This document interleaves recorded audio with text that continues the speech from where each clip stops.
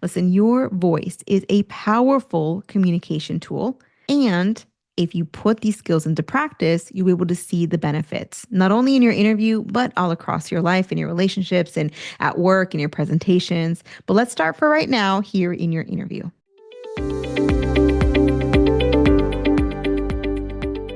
Okay, so you got called in for an interview. Congratulations.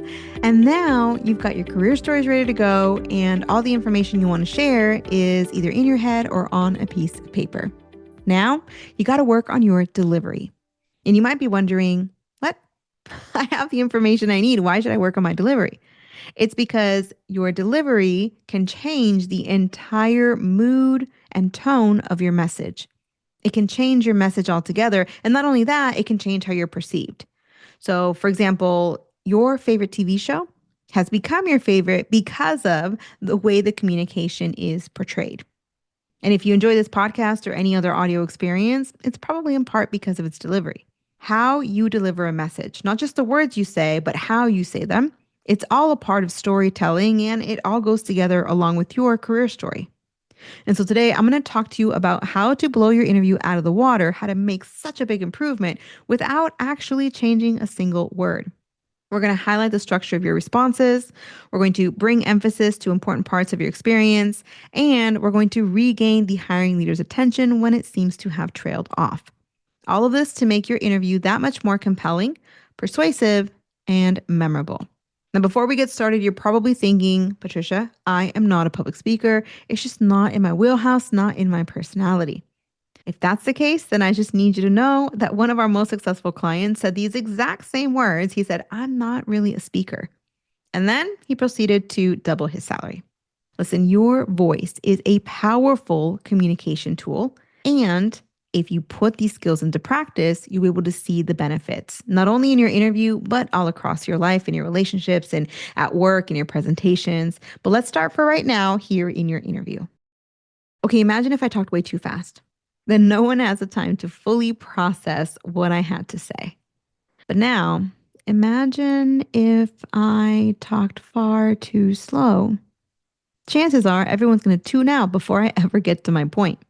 Speed is just one of the 4 qualities that you can vary in your voice.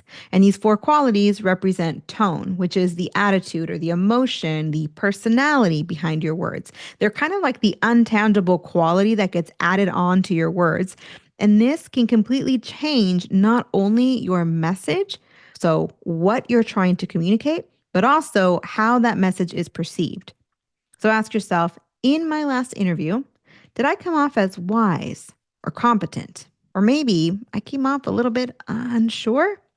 Or maybe I just came off really charismatic. And in that case, you may not need this episode at all. But listen, you can vary your voice using tone, pitch, volume, speed, and inflection. And inflection is basically how you change the way that you say a word. So, for example, if you've ever met somebody, we used to know somebody that we really admired, but he had this way of no matter what he said, it sounded like a question.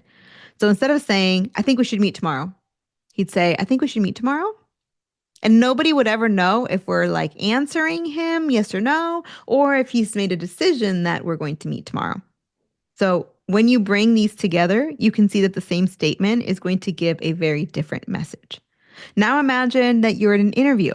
You can either say, I've been in marketing for the last 15 years. Or I've been in marketing for the last 15 years. Again, same statement with different tone. It can mean very different things. One of them says, I hate this work. Why am I still here? And the other one says, I love this work. And this is actually my competitive advantage. I'm quite proud of it. And it's going to bring a lot of value to you. Now, listen, chances are you're not saying, I hate this when you share your tell me about yourself response or any other part of your interview. But did you know that most people give neutral and factual tones in the interview?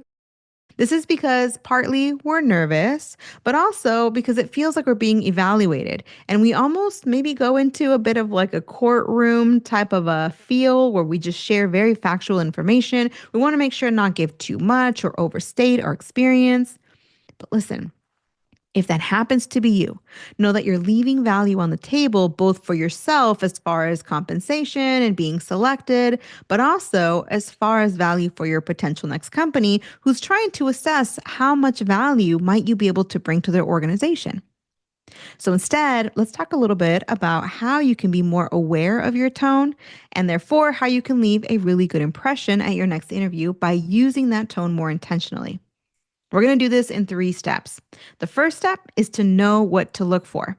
You're going to look for things either when you're prepping your response or when you're prepping for the interview, but also while you're in the interview, you'll be able to catch certain times when you'll need to look for specific flags to then change your tone. Okay, so let me kind of back up a little bit. So know what to look for. When you're preparing for the interview, you want to consider which words are going to signal the structure of your responses. And then also consider what information is important enough for you to emphasize, meaning what is going to knock their socks off and what words are they specifically looking to hear. That's when you're preparing. But again, you also want to look for things within the interview. So, for example, you want to pay attention to signs that you're losing their attention, meaning you want to look for signs of less eye contact, maybe deep breathing or yawning, right? Sometimes people try to yawn under their breath because they don't want to show you that they've yawned, but you can tell, right? So those are all signs that you're losing their attention. And so you want to look for that so that you can regain their attention with your voice, not necessarily with words. Okay, so step 1, just know what to look for. Step 2, you want to prepare your approach. Now, of course, you're not going to prepare an approach when, for people when you're in the interview and you're losing their attention. So we're just going to leave that one aside. But you will prepare your approach when you are getting ready for that interview. So let's say that you've drafted your career story and you already know the key points you want to hit on. You know the structure you want to use. All those things are set. Now, either mentally or on your paper, you're going to highlight the words that indicate structure. These are the first few words of each section.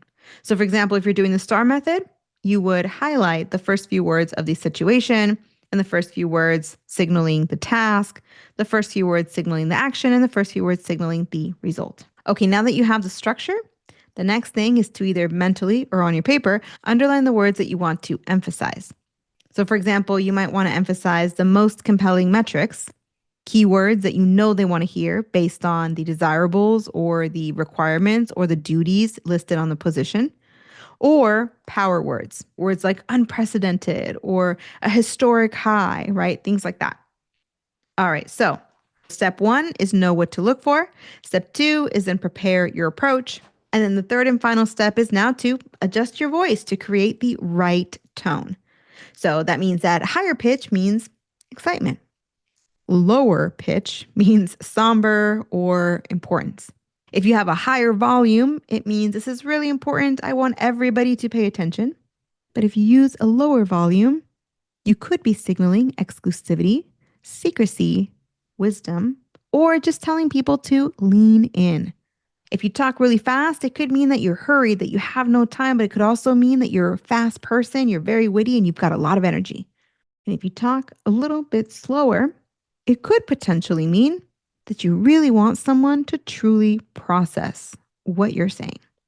Now listen, together, all of these things make up a really big part of tone and message, and I hope that this has been helpful for you. So let's recap. Your delivery is actually a part of your storytelling and a part that most people don't incorporate into their interview.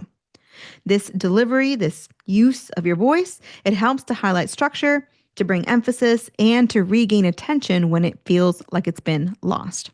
You can adjust your delivery by using pitch and volume and speed and inflection. And all of these together make up the tone or the emotion, really the personality behind your message. And while most people tend to have a neutral and factual tone in their interviews, you now can bring life to your responses and stand out. All of this by following 3 quick steps.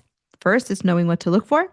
Second is preparing your approach. And third is adjusting one or more of the 4 characteristics of tone so that you can bring that emphasis, highlight that structure, or regain that attention. Now, to put all of this into practice, you can try it with your tell me about yourself response and then watch what happens in that first minute of the interview. Now, if it just so happens that you're joining us for the very first time, then I encourage you to head over to episode 108 to strategize your tell me about yourself response in a way that's going to help to ease the hiring manager's concerns and will also get them invested in what you have to share, again, within just the very first minute of your interview. And if you're interested in one-on-one coaching, then you should know that we are on a wait list now. So if you're here in late May 2025, I encourage you to schedule a call to start a conversation for a potential June or July onboarding. So reserve your call now and I will talk to you soon. Now remember, no matter what you think you sound like, you have the ability to become a very compelling interviewer. So let's tap into your brand of communication so that you can get selected, hired, and valued at your new organization. Thanks again for listening. I know that we're cheering you on, we're praying for you, and we'll see you on the next one. Hey, thanks for listening. I really appreciate you spending time with me today. If you found this episode helpful, please tap the 5-star review on the show's homepage in your podcast app. It would absolutely make my day, and it helps others discover the Uncommon Career Podcast. Now, to download your free career resources and learn how I help seasoned professionals land amazing offers in as little as 90 days, click on the link in the description or go to theuncommoncareer.com. Thanks again, and I'll see you on the next one.